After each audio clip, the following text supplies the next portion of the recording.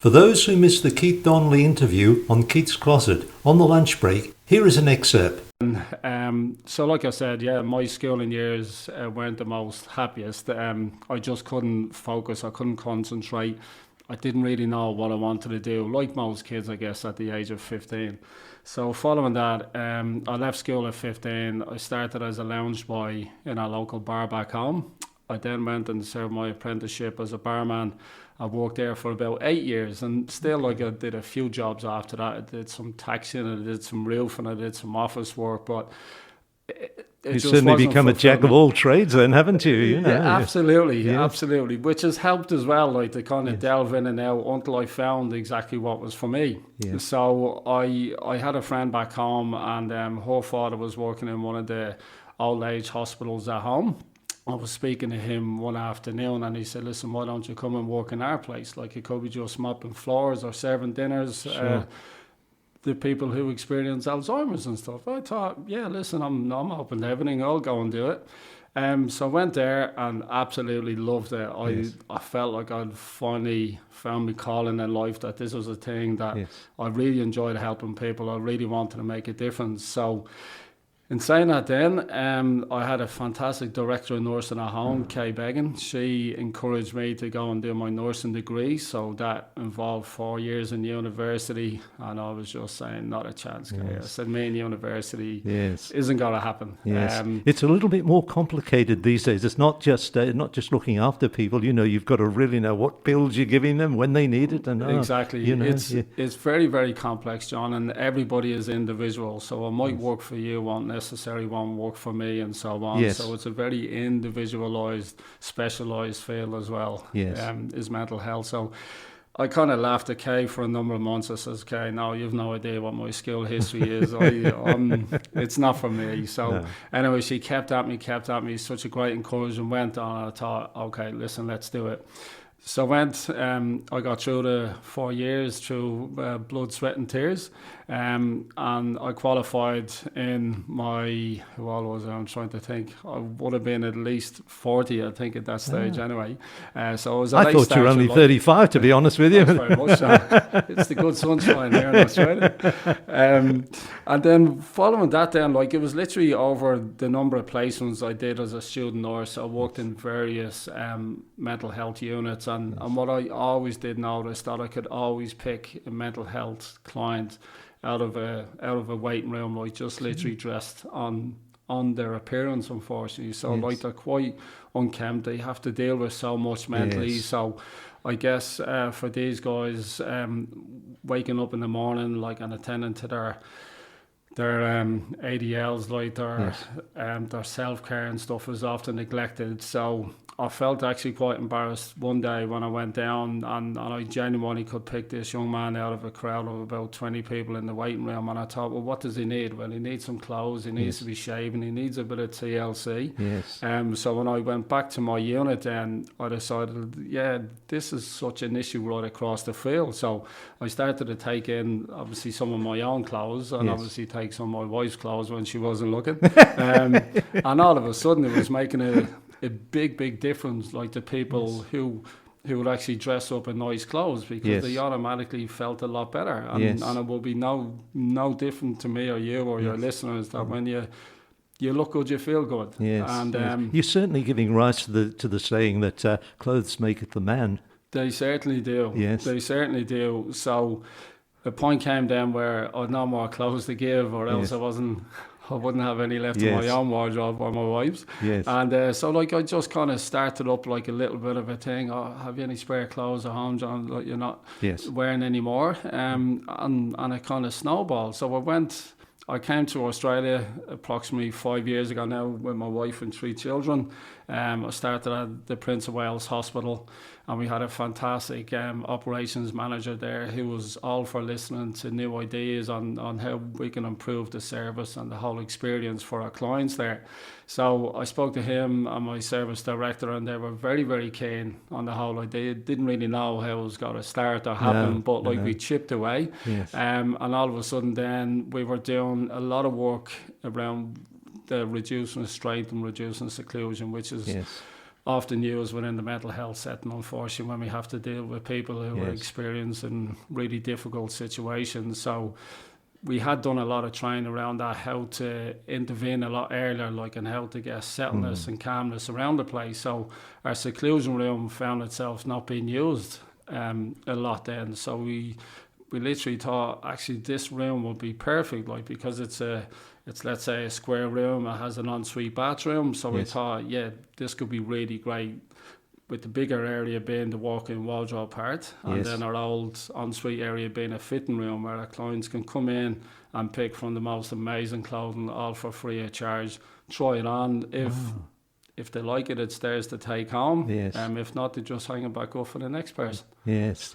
Do you ever have any? So, how long has it been going at Prince of Wales then? So it opened up in January of 2019. Okay. So we just celebrated our second birthday. Yes. Oh, right.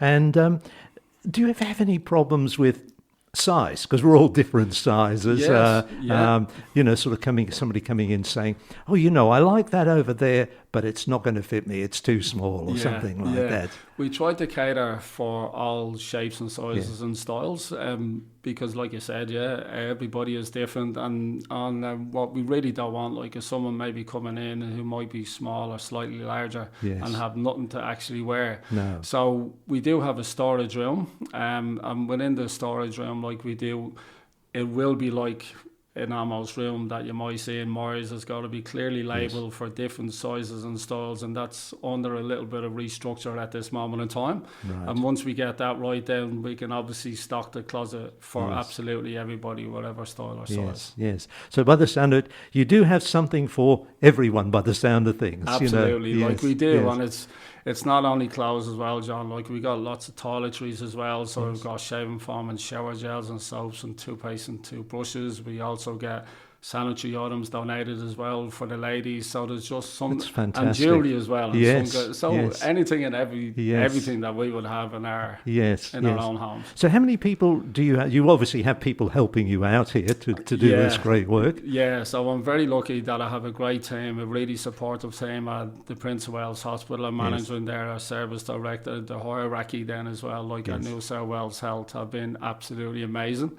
And also my volunteers, we've also peer support workers, and anybody like who's available, like, will come down and offer a hand. But our volunteers are key to this, obviously going on and managing the whole project, because it's a full-time job. Yes, it's become that. I was going to ask you now, how do you fit in the time you're nursing, and then you've got this as well?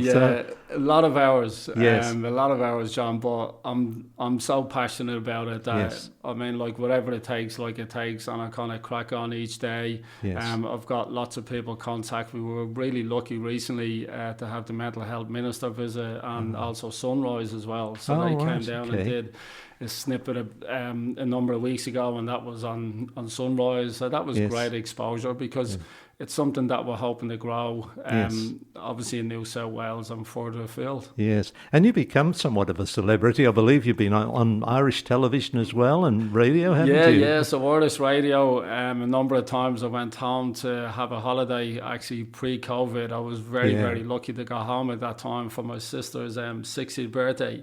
And during that time then, I managed to get on, I think, 3 or 4 different radio stations while I was there, and then the national newspaper as well. Gee, that's very, very good. It was amazing. It was unplanned, but really amazing. Great exposure. Yes. So, what is the extension from here, doing what you're doing? Is there another goal that you're looking at?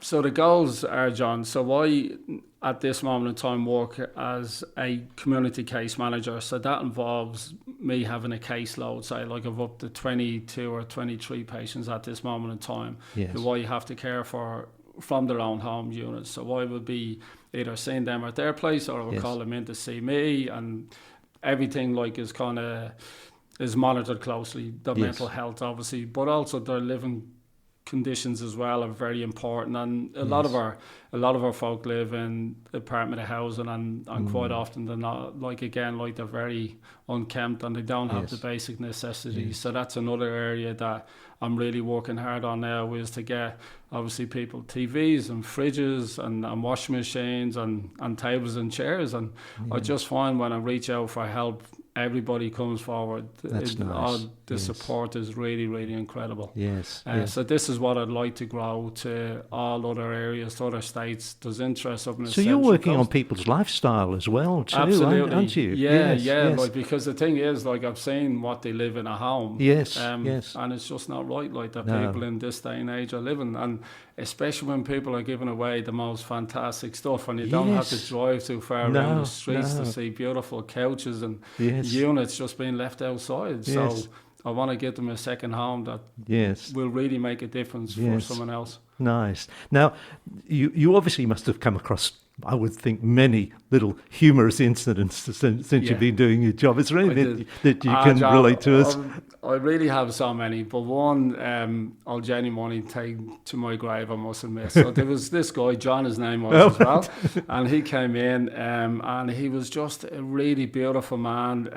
Unfortunately, he was going through a very, very tough time mentally.